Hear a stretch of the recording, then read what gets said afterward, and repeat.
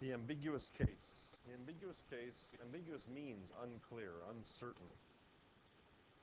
And the ambiguous case appears with the law of signs. So when we go back and we look at the law of signs in that lesson 5.6 in our textbook, that's what we have to worry about. So the law of signs, we understand that from 5.6. Now, there are a number of situations that it could occur.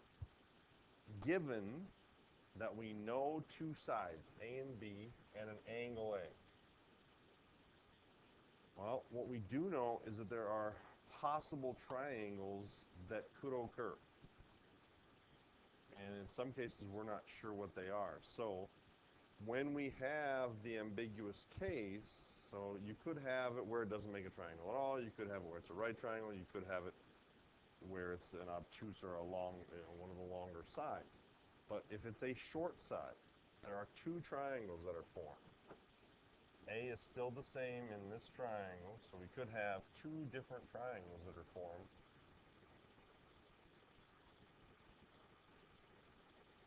Where this is A, this is B, and this is C. Or you could have the triangle. This is B, this is A, this is C, and angle A. These angles are still the same length. Side B is still the same length in both triangles. And side A is still the same length. Two different triangles that occur. Only occurs when you are given two sides and a non-included angle. And that non-included angle has to be an acute angle. So let's take a look at a situation that does that. So here's an example. We're going to solve this triangle if A is 55.3, angle A is 55.3 degrees, B is 22.8 feet, and A is 22.8, and B is 24.9. So to solve, find the unknown side, we use the law of signs to find that unknown side. So we go the sine of 55.3 over 22.8 equals the sine of B over 24.9. All right, so in this situation, we cross multiply.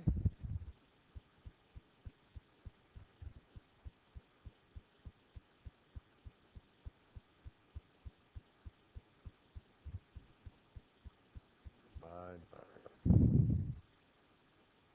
I do an inverse sine of that.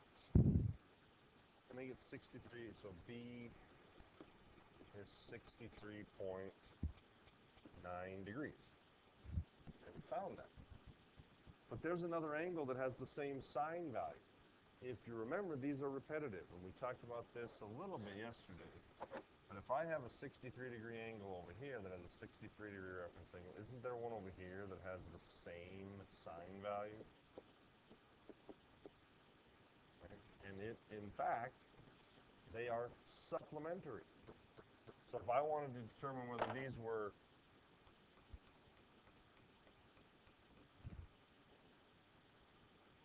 the second angle that has the same sine is 116.1. These are supplementary. They add up to be 90 degrees. Now, sometimes it might not be possible, but in this case, this is possible because I could have that be 116 and a 55.3. That still doesn't add up to be 180, so then therefore I'd have a very, very small angle here.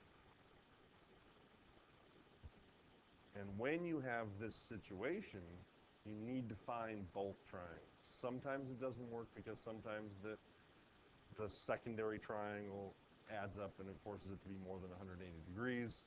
So then sometimes it's not ambiguous, it's very clear. But in this case, in this problem, it is ambiguous. So we would need to find two sets of answers. We would need to find the set of answers with the triangle when the triangle has B equal to 63.9 degrees, and then we would also need to solve the triangle where B is 116.1 degrees. So we would still need to find the third angle, angle C, in both.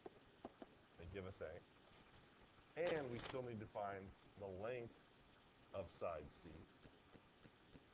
in each triangle.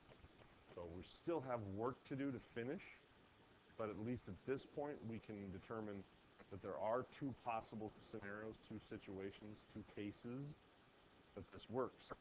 So if I wanted to find a measure of angle C in the first triangle, I would simply take 180 minus the two angles I know, and that is 69.3 and 55.3. 63.9.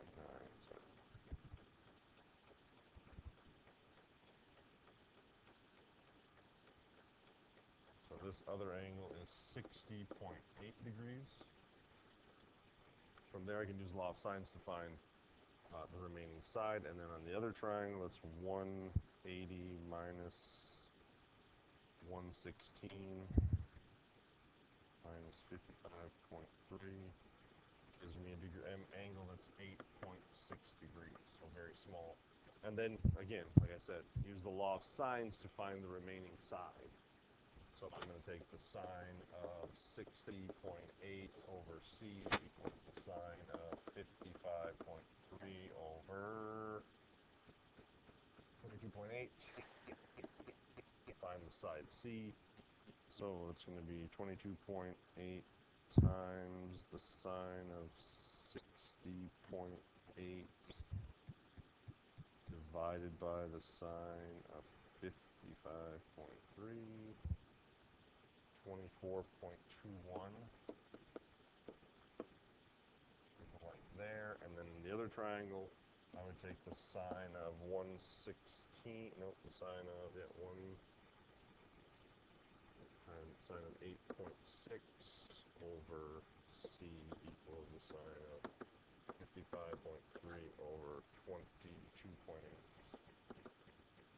Again, cross multiply 22.8 times the sine of 8.6 divided by the sine of 55.3. It'll be a very short side, 4.15. So I've got two sets of answers, and you have to find both. When you have the ambiguous case, you have to find both. So just a quick recap. It only occurs when you are given two sides at a non-included angle. That non-included angle has to be acute. And then even then, sometimes it's not ambiguous. But in this case, it is ambiguous, and that's the ambiguous case.